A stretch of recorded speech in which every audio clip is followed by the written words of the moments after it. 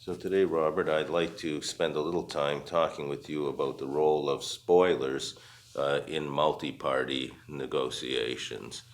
So my argument, in its essence, is this: that the greater the number of players in a multi-party negotiation, the greater the number of stakeholders, the more likely it is that within that group of stakeholders, we will witness individuals or groups who resist the process of negotiation, who resist the potential outcome of a given negotiation, who may object to the presence of certain other players in this negotiation. And these individuals can do a lot to disrupt efforts to move in the direction of a productive multi-party agreement. So let me begin by saying who these folks tend to be. They are individuals, they may be groups, they could in fact form a potential blocking coalition or movement, political, economic, social, or otherwise. And these players, these spoilers, tend to be those who are most unhappy with the status quo. And the status quo means that a privileged set of players, players with particular access to a particular set of resources, are denying the possibility that these spoilers will have a chance to level the playing field and to produce a different kind of outcome today. And so these are individuals who do not want to see a particular kind of agreement unfold, who do not want to see a particular set of proposals advanced, and in particular don't want to see certain stakeholders accrue additional resources and additional sources of power. So their goal in many kinds of multi-party negotiations, be it in the international security domain, be it in the environmental realm, or in trade negotiations, these are individuals or groups who want to stop the train, who want to break the momentum in the direction of an agreement that they do not favor.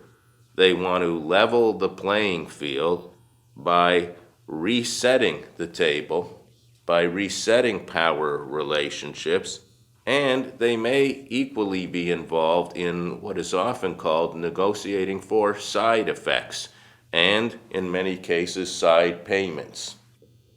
They may be looking for additional resources simply to get them to agree to go along with the prevailing set of proposals and negotiation.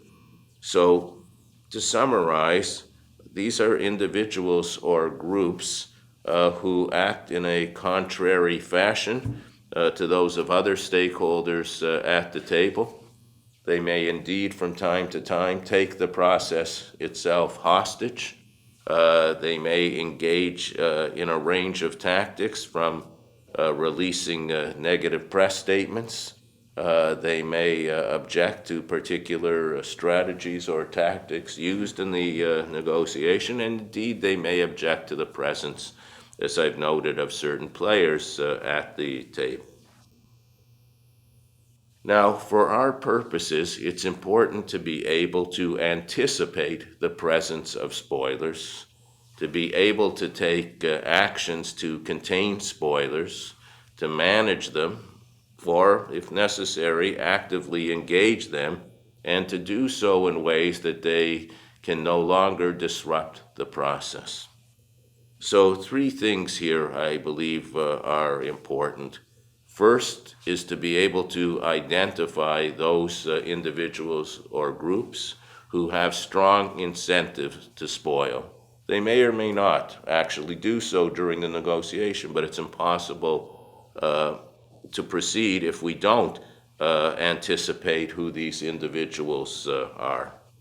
At the same time, it's equally important that spoilers be given a chance to participate in the negotiation, but only to the extent that they are willing to play by the norms, rules, and procedures that the majority of stakeholders agree to. And third, we must be prepared to marginalize those players who want to disrupt those making a full intended effort to move the negotiation in a productive direction. Professor, how do I identify a spoiler or a blocking coalition? I think most importantly, early in a negotiation, we will hear statements, we will see actions taken by these groups that are contrary to the spirit of the negotiation.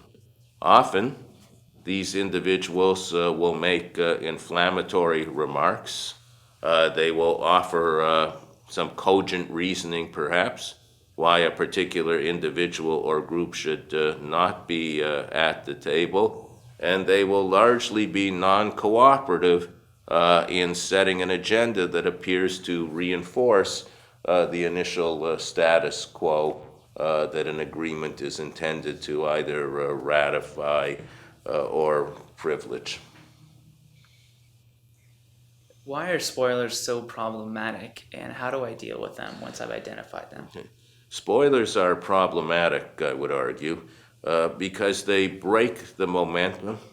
They take up a lot of energy of those who are participating, and they can sink anything from an important public policy project to a major international climate agreement, so they can have very adverse effects on making progress in public policy.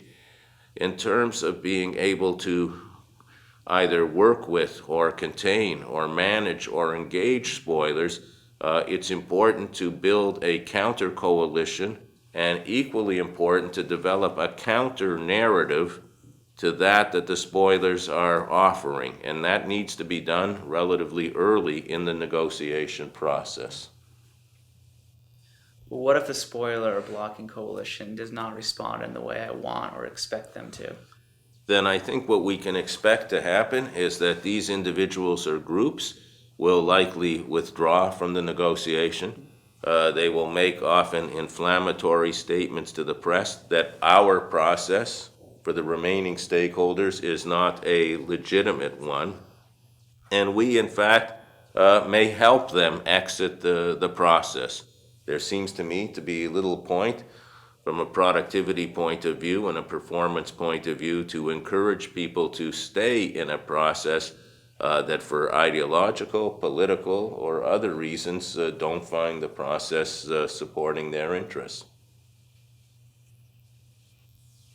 So, by way of summary, I think it's important to highlight that as public policy becomes more complex, as the issues become more interdependent, there are growing opportunities, not fewer opportunities, for spoilers to interrupt important advancements in public policy making.